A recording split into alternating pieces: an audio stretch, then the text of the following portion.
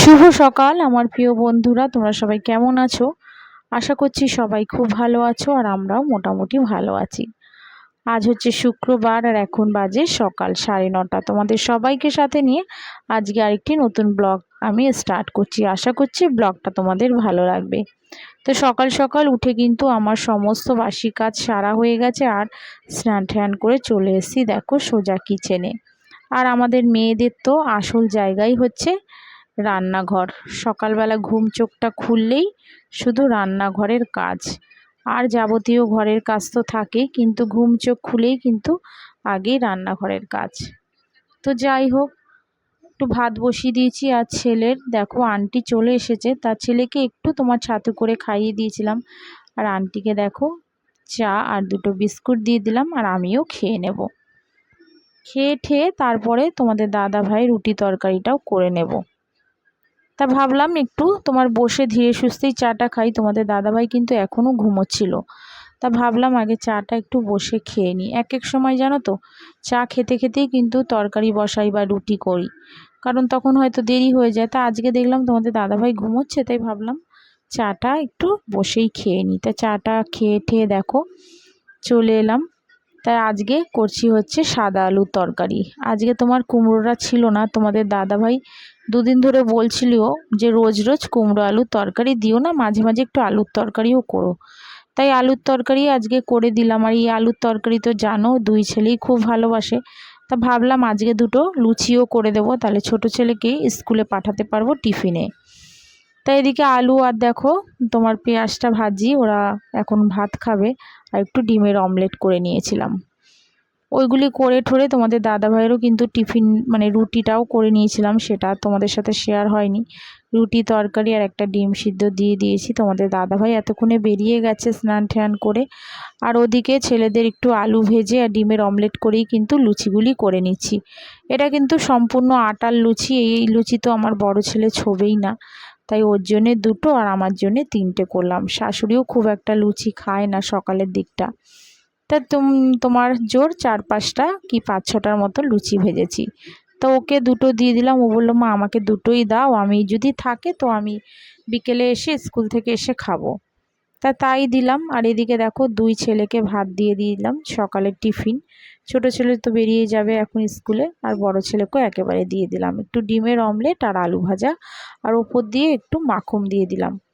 ছেলেকে খাইয়ে ঠাইয়েই দেখো স্কুলের জন্য রেডি করছি। এটা কিন্তু ওর স্কুলের আজকে পিটি আছে, তাই পিটির ড্রেসটা এটাই, তাই এটাই পরিয়ে দিচ্ছি। ও কিন্তু নিজে একা একা পরে নেয়, তা মাঝে মাঝে যখন দেরি হয়ে যায় না তখন কিন্তু আমি ওকে সব কিছুই করিয়ে দিই। কারণ তোমাদের দাদাভাই হয়তো নিচ থেকে হয়তো ডাকবে, তখন তাড়াহুড়া করবে। তা বললাম যে দেয় আগে আমি জামা টামাগুলি তোকে পরিয়ে দিই, তারপরে তো বাবা চলে আসলে চলে যাবি। তো ও দেখো বসে বসে সমানে বক বক করে যাচ্ছে। তো ছেলে বেরিয়ে যাওয়ার পরে দেখো আমিও কিন্তু লুচি আর একটুখানি তোমার একটা মিষ্টি নিয়ে নিয়েছিলাম, ঘরে মিষ্টি ছিল, তাই সেই মিষ্টিটা দিয়েই কিন্তু আমি বসে বসেও লুচিগুলি খেয়ে নিচ্ছি। কারণ কিছু যদি খেয়ে না কাজ করি সত্যি বলতে ভালো লাগবে না, কারণ অনেকটাই বেলা হয়ে গেছে। ভাবলাম আগে খেয়ে নিই তারপরে কাজ করব। তা দেখো টিফিনটা সেরে নিয়ে ঘরে দেখো কত জামা কাপড়। আর দেখো বন্ধুরা নতুন ক্লিপটা জানো তো ফ্লিপকার্ট থেকে কিনেছি, 3টে এরকম ক্লিপ, মানে তোমার 150 টাকার মতন পড়েছে। ক্লিপটা দেখো আজকে সকালেই একদম চুলে দিতে গিয়ে ভেঙে গেল। খুব কষ্ট লাগে জানো তো, যখন নতুন জিনিস বেশি দিন ব্যবহার না করতে পেরেই তোমার নষ্ট হয়ে যায় না, খুব কষ্ট লাগে। তাই মনে মনে ভাবছিলাম যা ক্লিপটা এই সেদিন কিনলাম, বেশি দিন ব্যবহারও করতে পারলাম না আর ভেঙে গেল। তো যাই হোক, যেটা যাবার সেটা তো যাবেই, তার জন্য মন খারাপ করে তো আর কোনো লাভ নেই। তো এদিকে জামা কাপড়গুলি দেখো সমস্ত জামা কাপড়গুলি আবার চেয়ারের মধ্যেই ছিল। এগুলি কিন্তু রাত্রে তোমার ঘরের মধ্যেই দড়ি টানিয়ে এগুলি সব শুকিয়েছি। কয়েকদিন ধরে তোমার ঝিরিঝিরি বৃষ্টি হচ্ছে, এক নাগাড়ে কোনো বৃষ্টিই হচ্ছে না, ঝিরিঝিরি হচ্ছে, যার জন্যে না কোনো জিনিস তোমার শুকাচ্ছে না। তাই এইভাবেই রাত্রিরের দিকে তোমার দড়িটা টানিয়ে দিয়ে কিন্তু এগুলি সব রাত্রে শুকাতে লাগে, কারণ আবার তো তোমার রোজকার রোজ কাচা থাকে তাই না। আবার তোমার একটু পরেই হয়তো রান্না টান্না করে আবার আমাকে কিছু কাচা ধোয়া করতে হবে।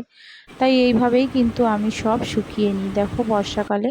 আর এদিকে জামা কাপড়গুলো গুছিয়ে নিয়েছি, আর ঘরের সমস্ত দেখো কাজকর্ম কিন্তু পুরো কমপ্লিট হয়ে গেছে।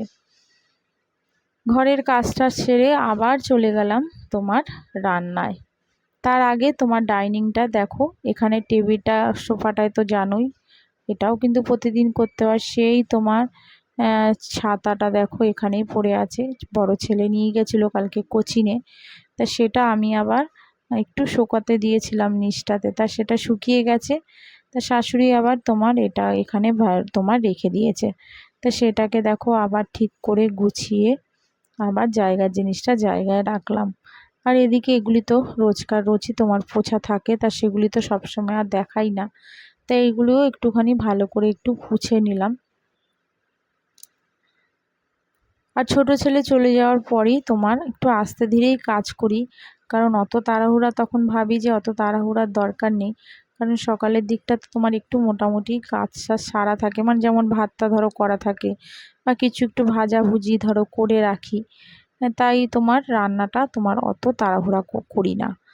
তো এদিকে তোমাদের দাদাভাই নিয়ে এসছে কাতলা কাটা মাছ দেখো, আর ছেলের জন্য দুটো ডিম ভেজে নিয়েছি। আর এটা হচ্ছে দেখো সেই জন্মদিনে তোমাদের দাদাভাই দুপুরের জন্য কিছু মাছ নিয়ে এসেছিলো, সেই মাছেরই তেল পটকা তোমার ফ্রিজে ছিল, তা সেগুলি একটুখানি বার করে রেখে রেখে তোমার সেটাকে তোমার পাঁচমিশালি সবজি দিয়ে করব বলে ভালো করে ধুয়ে ধায়ে ওটা রেডি করে রেখেছি। আর এদিকে মাছগুলিও দেখো একটু নুন হলুদ মাখিয়ে নিয়ে তারপরে দেখো ভেজে নিচ্ছি।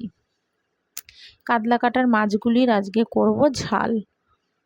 আর এইদিকে এরা ঝালটা খেতেই বেশি ভালোবাসে, ঝোল আলু দিয়ে, অত কাতলা মাছের ঝোলমোল ভালোবাসে না। আমাদের ঘরে দেখবে বেশিরভাগই আমি যে কোনো মাছেরই ঝালটাই বেশি করি, তা ওরা ঝালটাই ভীষণ ভালো খায়। আর দুটো ডিমও কিন্তু ওই মাছের মধ্যেই দিয়ে দেবো, কারণ আলাদা আর কি ঝোল করব।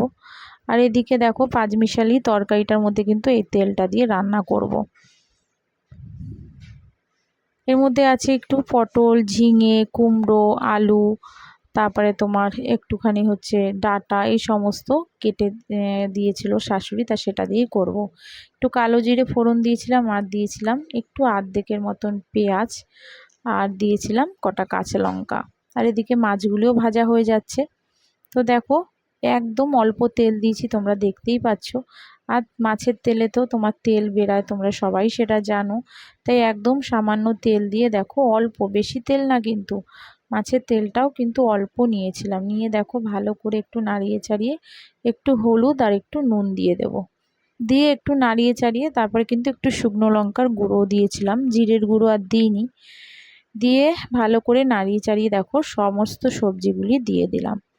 এরকম করে বন্ধুরা তোমরা কিন্তু খেতে পারো, ভীষণ ভালো লাগে খেতে। পাঁচমিশালি সবজি দিয়েও যদি তুমি এরকম মাছের তেল রান্না করো না, দারুণ কিন্তু খেতে লাগে। তা আজকে ভাবলাম অল্প করেই করি, আরও রয়েছে কিছুটা, তা সেটা ভাবছি রবিবার দিন একটু করব। তা রবিবার দিন তো মোটামুটি সবাই ঘরে থাকে, আর আমার দাদা আর ভাই ভীষণ ভালো খায়, তা ভাবছিলাম ওদেরও একটু করে পাঠিয়ে দেব বাড়িতে। আর দাদা সারা সপ্তাহে সেরকমভাবে দুপুরের দিকটা খেতে পারে না, কারণ ও যে কাজটি করে সেই কাজটায় তোমার শুধু রবিবারই ছুটি থাকে। তা ও কিন্তু এরকম মাছের তেল দিয়ে তরকারি বলো, পুঁই শাক, পালং শাক খেতে খুব ভালোবাসে। আর আমার ভাইও রবিবার দিন একটু মায়ের কাছেই ভাত খায়। আর সারা সপ্তাহ তো যাই হোক ওর বউ আছে, বউ রান্না করে দেয়। তাও মেয়ে আর আমার ভাই মায়ের কাছে রবিবার দিন এসে খায়, মাঝে মাঝে ভাইয়ের বউও আসে খায়, তা ও কিন্তু সবসময় আসে না। তোমার ভাই আর ভাইয়ের বউ একটু রবিবার দিন, সরি ভাইয়ের বউ না, ভাইয়ের মেয়ে মায়ের কাছে এসে একটু খায়, তা সেদিনই ভাবছি একটু করে দেব। তো ওরা এই সমস্ত তরকারি খেতে মাছের তেলের খুব ভালোবাসে। এদিকে মাছের ঝালটাও দেখো হয়ে গেল, আর করে নিচ্ছি একটু তোমার কলমি শাক। তো এই দুপুরে রান্না আজকে এই করেছিলাম, সেগুলো তোমাদের সঙ্গে দেখো শেয়ার করে নিচ্ছি। আর আমার ব্লগটা যদি তোমাদের ভালো লেগে থাকে তো প্লিজ তোমরা যারা এতক্ষণে সাবস্ক্রাইব করোনি তারা প্লিজ সাবস্ক্রাইব করে আমার পাশে থেকো, আমার সাথে থেকো। আর যেসব বন্ধুরা প্রতিদিন কমেন্টস করছো, এত এত ভালোবাসা দিচ্ছ, তাদের অসংখ্য ধন্যবাদ। এইভাবে আমরা আমার পাশে কিন্তু তোমরা থেকো। তো চলো বন্ধুরা, আজকের মতন কিন্তু ব্লগটা এখানেই শেষ করলাম। আবার দেখা হচ্ছে আগামীকাল আর একটি নতুন ব্লগের সাথে। তাহলে আজকের মতন সবাইকে টাটা।